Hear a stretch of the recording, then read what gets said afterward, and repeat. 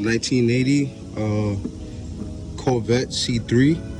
This is how you change all three belts: the fan belt, the water pump, the alternator belt, and the power steering belt. First thing you do,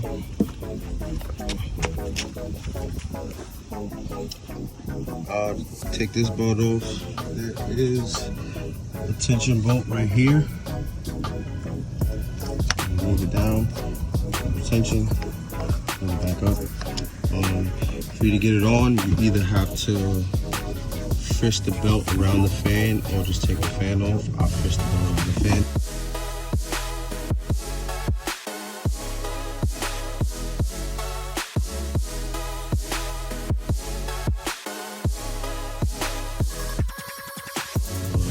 I'm gonna take the old belts off and got the new belts ready to go on. I'm just showing you guys how to do it. This car doesn't have AC, so there's no belt for that. We don't need that. But to do that, there's another tensioner right here. For the alternator side, there's another tensioner right here. Moves back and forth. There's another one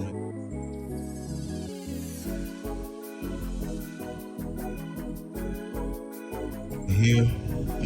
This car had the valve coverage change, so it's a little higher, but I had to move that one. Down here for the power steering pump, there is, I don't know if you guys can see it, but there is another tensioner bolt down here. Yeah, you can't see that, but it's about the, all these are the same size, so I think it's a 14 or 14, if I'm not mistaken.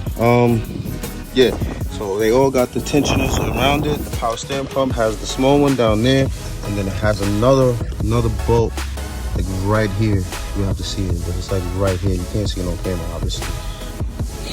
Okay, so having a little hard time getting this belt on, but I'm noticing that there's a pry bar to pry the power steering pump like forward, and you should be able to get it on. Alright, all the belts is on.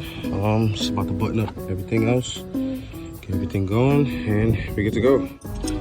Alright, what you're gonna need: pry bar, 14, socket, 14 wrench, 13 wrench,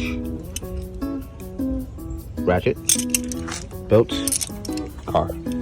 All you need.